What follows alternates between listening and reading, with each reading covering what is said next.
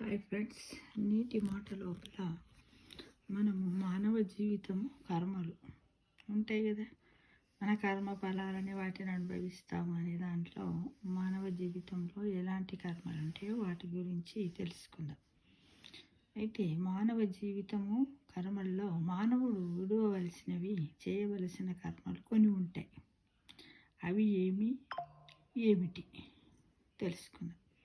అహంకార ఆడంబరాలకు భగవంతుడు లొంగడు. ఎప్పుడు ఏది చేసినా కర్మే అవుతుంది.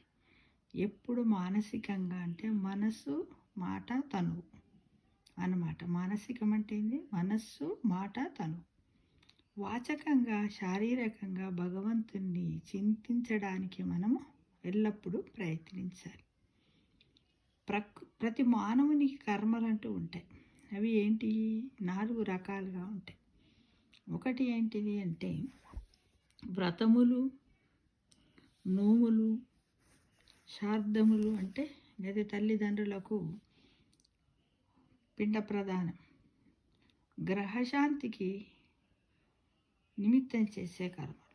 సామాన్య మానవుడు సంసార జీవితమును గడపడంలో ఆచరించి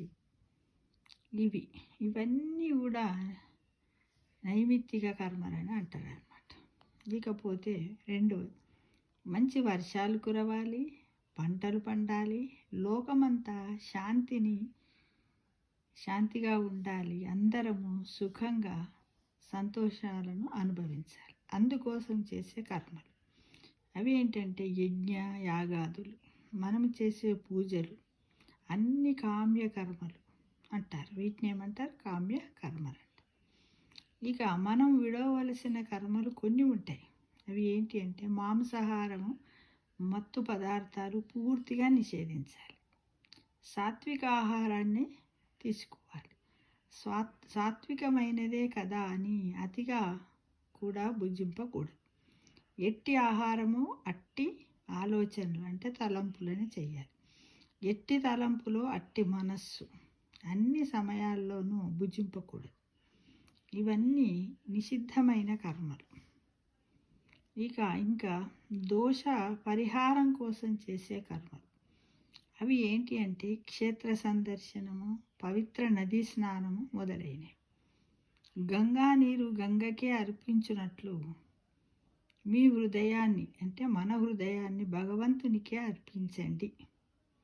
అప్పుడన్నీ భగవంతుడే చేయిస్తాడు, అన్నీ ఆయన్నే చూసుకుంటాడు.